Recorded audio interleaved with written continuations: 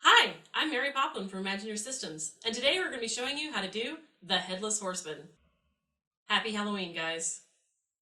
Alright guys, to get started, some of the things you're going to need. You're going to need some costuming, and if you're like me, you have this in your closet. You're probably not like me, I'm kind of a dork. The other thing you're going to need is a creepy fake head. Creepy fake heads I happen to have hanging around my house because I do mask making, but I didn't have a wig that matched my hair, so I spent about 20 bucks getting a wig at a local wig shop. I recommend going to a wig shop and not a Halloween store because you will get a $20 wig that looks actually nice as opposed to something that looks terrible. The other thing we have is a lovely green screen, which you will need. The other thing you will need are lights. I have a very simple lighting kit. And you need a camera, and you need a friend. In this case, the wonderful Sheldon Morley filmed and gripped this for me. Let's get started, guys. Hi, I'm Mary Poplin from Imagineer Systems, and today we're going to show you how to do the Headless Horseman. Happy Halloween, guys. Hi, I'm Mary Poplin from Imagineer Systems, and today we're going to be showing you how to do the Headless Horseman. Happy Halloween, guys. Alright, so you may have noticed that I had two clips in the beginning. Well, how did I get those clips? Well, I filmed them both on a green screen, and then inside of Adobe Premiere Pro, I went ahead and aligned them and made sure that the sound lined up as well, just to make sure that my motions matched what I was doing with my hands. So my speech matched my hands, and we lined both shots up together.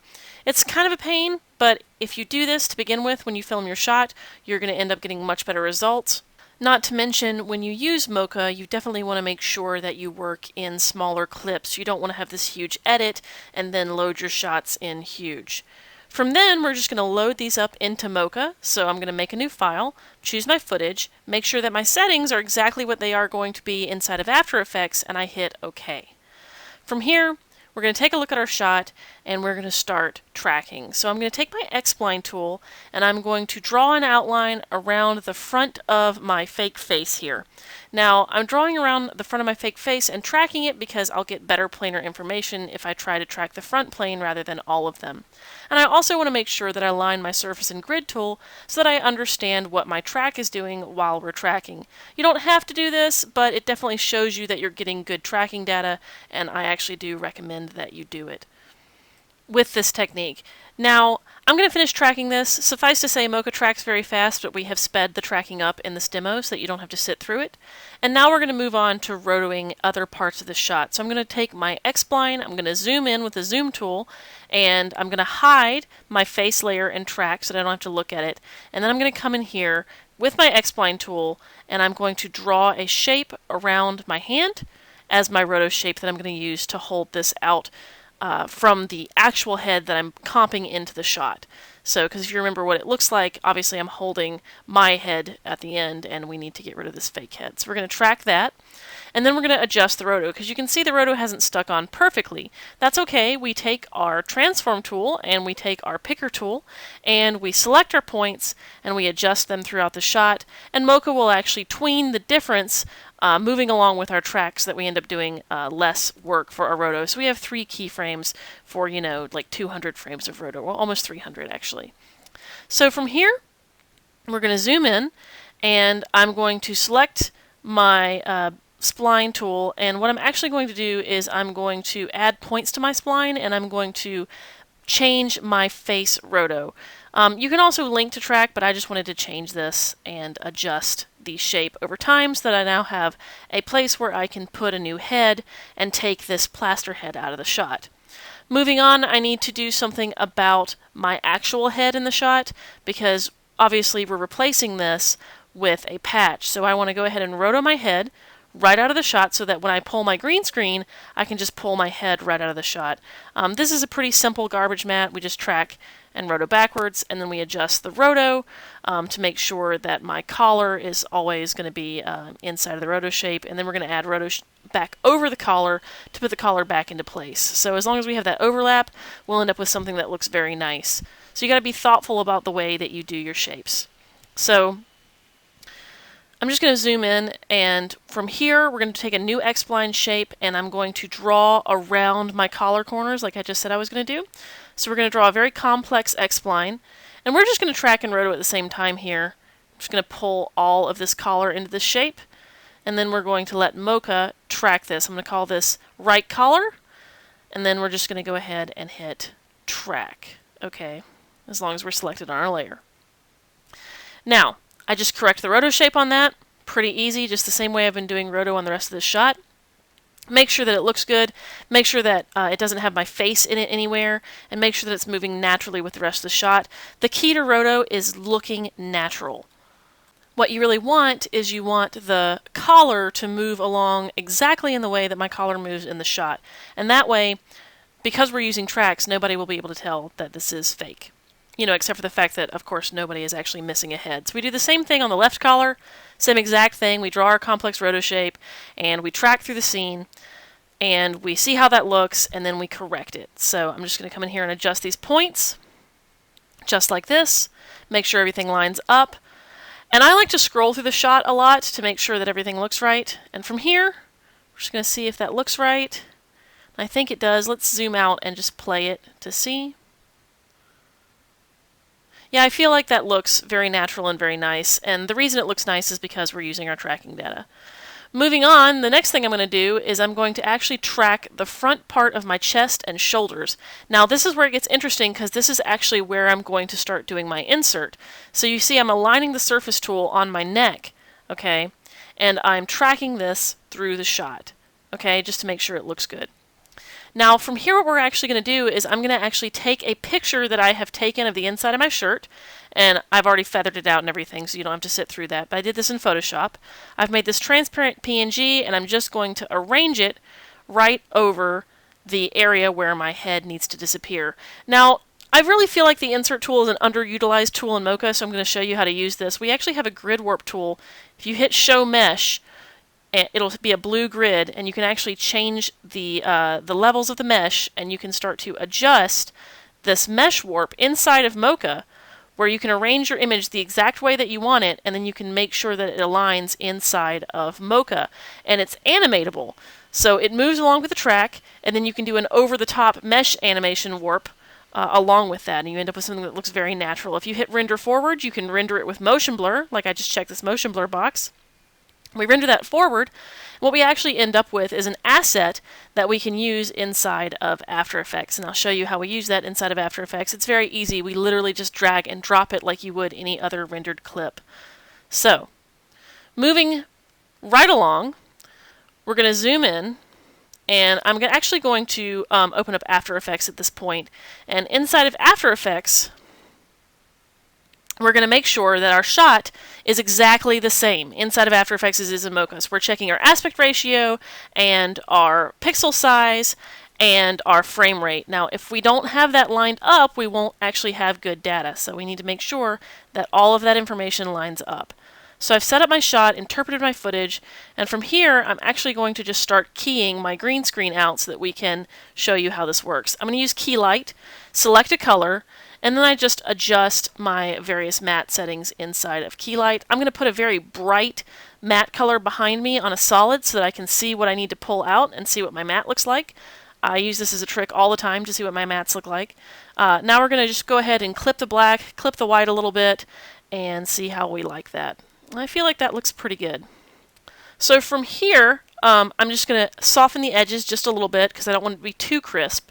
And then I'm going to go back into Mocha and I'm going to start taking my head out. So we're going to go to export Mocha shape data for After Effects, copy it right to the clipboard, go back over to After Effects. We're going to make sure we're on the first frame, and we go right down to paste Mocha mask. Okay, so we select our layer, make sure that we're on the first frame, make sure that we have all of the color information that we want to grab. I'm just showing you this one more time. We go to paste Mocha mask, okay? And now what we end up with is this nice shape that we need to invert, okay? So we just go to subtract inside of After Effects, and now we have a Headless Mary right here in the shot. Now from here, I'm going to take my collar, and I'm going to copy that. I'm going to duplicate my Headless Horsemary layer, and I'm going to paste Mocha mask on top of this, and now I end up with a nice collar in the way, okay? And I'm just going to soften this, make sure it looks just right, just to make it look natural, and we're going to keep on moving. So I just want to make sure this looks good. Obviously I've sped up this demo. From here we're going to just scroll through a couple of times, make sure that we feel comfortable with what those shapes are doing, and then we're going to import our neck piece that we rendered out. So I'm going to go to my results folder that Mocha has made for me. I'm going to scroll down to my neck insert that I rendered out. It's going to have its own alpha channel. I'm going to bring it in with a pre-multiplied matte inside of After Effects, and we're going to drag it right underneath. Well, actually, we're going to interpret our footage first, so we're going to make sure the frame rate is exactly where it needs to be. This is 2997. Okay, and then we're going to drop it right into our comp underneath our collar layer, and you can see that it actually moves really nicely along with the shot.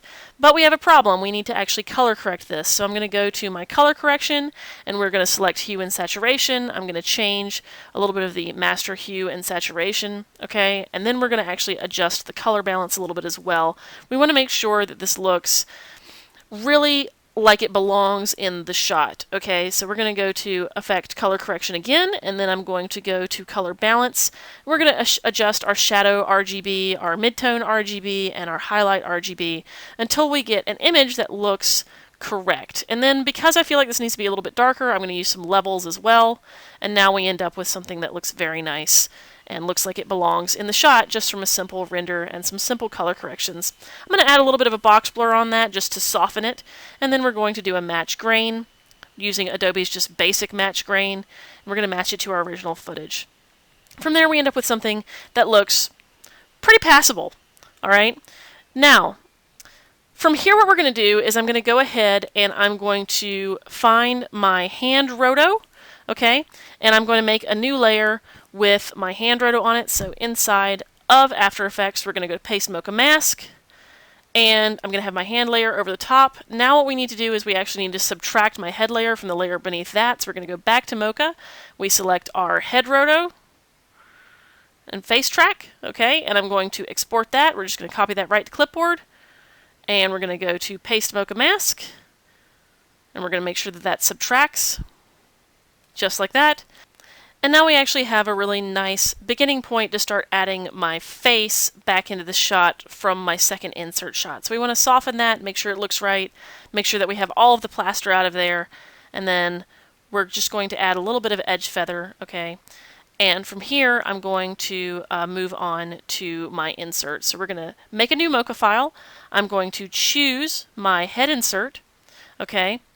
And we're going to make sure again that the settings are exactly where they need to be, 2997 square pixels, 1920 by 1080, okay? And I'm going to come in here, I'm going to use my X-spline tool, and I'm going to draw a spline around the most solid, unmoving part of my face, which is going to be my forehead. I'm going to track translation, scale, rotation, and we're going to use this to stabilize this shot because I want to have a perfectly still head, because you can see I have some minor motion. I want to have a perfectly still head, so I'm going to jump to the Stabilized tab in Mocha Pro. We're going to stabilize all motion, and now that locks our shot down pretty well, okay, so that we don't get any pixel drift. And now we're just going to render that out with maximum smoothing, okay? And we're going to use this as our insert inside of After Effects, okay? All we do from here is we save and close the file, and I'm going to actually reload my stabilized shot back in because this is actually the insert that I'm going to use instead of my insert from my edit. So I'm going to bring this in at 2997. We're going to hit OK. And now I'm going to start rotoing my face so that I can export that back into After Effects on my stabilized layer. So I'm just going to draw a nice roto shape around the outside of my face. Because my face is super still, I'm not going to worry too much about tracking and rotoing at the same time. I usually tell people not to do that. You don't really have to worry about that for this type of shot. This is going to be a fairly easy roto. So we're going to adjust the roto exactly where we want it to be, and then we're going to have Mocha do all the work for us. So we're just going to track translation, scale, rotation, and shear. We're not tracking perspective because we're not moving in perspective, and we don't want Mocha to think that information is there. The next thing I'm going to do is I'm actually going to grab some points here and adjust everything, and then I'm going to roto my chin separately because my chin is moving differently than the rest of my head, and I don't want to have to like animate that, so I'm going to have Mocha animate that for me, just like this. And in this way, Mocha does a lot of the bulk roto work for you so that you don't have to. So we have these two shapes that define my head without having to do a whole lot of keyframes. I copy these both to my clipboard, and I'm going to head back over to After Effects. Instead of After Effects, I'm going to import my stabilized footage for my head, so that's going to be this stabilized footage down here in my results folder. We hit OK. I'm going to make sure that it's 2997 because again we use 2997 inside of Mocha, and I'm going to drop this in my shot, okay? And I'm going to go to Paste Mocha Mask, and I'm going to put my key light from my other shot on top of this so that I don't end up with a color mismatch because key light actually changes colors. From here we're just going to adjust our layer until we feel like it's where we want it. Now in this case I'm actually putting it above the face area because I actually decided that it didn't look right underneath. And what we're going to do from here is we're going to make this move along with our track. So I'm making a null that's going to be drive head, and then I'm going to go back into After Effects. We're going to open up our original footage where I tracked the hand area, okay? And from here we're going to come into our shot and we're actually going to make a new track. So I'm going to track the bottom part of my chin here with my hand. And we are going to track that through the shot by hitting translation, scale, and rotation. We don't really need shear information for this. Going to let that track all the way through to the end, and then we're going to copy this transform data. Okay, so we go to Export Tracking Data, After Effects Transform Data, and we paste it onto our null just like that, making sure we're on the first frame. And then we link our layer to our null. We end up with something that moves correctly in our shot, just like it's always been there based on that tracking motion. So this is how you do match moving in Mocha. Now I really do need to adjust this color, so I'm going to do a change to color. We're going to change my hair, we're going to adjust some brightness, and we're going to make my face look like it actually belongs in this shot, and my hair look like it belongs in this shot. That's very important to do. So we're going to do some levels in here, and we're going to make my face a little brighter so that it looks like it belongs in the shot, because it looks like the exposure was slightly different on the insert plate and on the original plate. Now, from here what we're going to do is we're going to go ahead and zoom in and adjust our shot, and we're going to make a hair shape that we're going to use to blend my face back into the shot using my hair. So we're going to track this backwards. Again, we're letting Mocha do most of our roto work. If you are rotoing by hand, you're doing way more work than you need to do, so don't do that. Once we have tracked to the end of the shot, we're going to go ahead, take our hair roto, and I'm going to actually make some soft edges here, just like this, using the Inner Points tool. It's inside the Picker tool. Make this nice complex roto shape. And we're going to make sure that we have a lot of blend where it meets my forehead and less blend where it meets the side of my face, okay? Because I don't want too much feathering by the side because I don't want my hair to look transparent. I want it to look appropriately transparent, okay? And that's just going to depend on your judgment. So you don't have to do exactly like what I'm doing. So from here what we're going to do is we're going to copy this to the clipboard. We're going to go back over to After Effects. I'm going to make this new layer and we're going to just paste my hair right over the top here so that we have something that looks fairly natural over the top of my face, so it looks like the wig that I used and my head aren't actually that separate, okay? We have to do that to sell the shot. Having the wig on the prop head really sells this shot. Now we're going to go ahead and go to Layer, and we're going to make a solid, okay? And we're going to call this Hand Shadow. Now this is going to be a solid that we use to put underneath our hand to make sure that our hand looks like it's on our face. We're going to copy our hand roto, paste it right onto our solid, and then we're going to arrange this solid and use the mask on our solid to give us the illusion of having a shadow from my hand onto my face. Now, we're just going to use some feathering right here and some opacity, and we're going to use multiply to knock all of this down. We're probably going to end up having to take the transform down as well because that's way too black.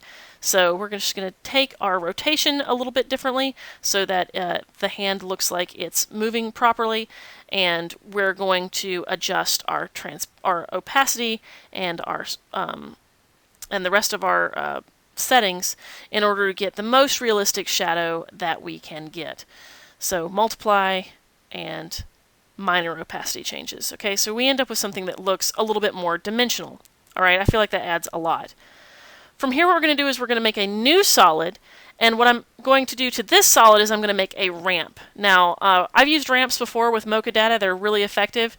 So we're going to call this face shadow, and we're going to start knocking down the corner edge of my face to make it look like the dark part belongs where it is, because right now I've got too hard of a line on the side of my face. So we're going to go to Effect, Generate Ramp, okay?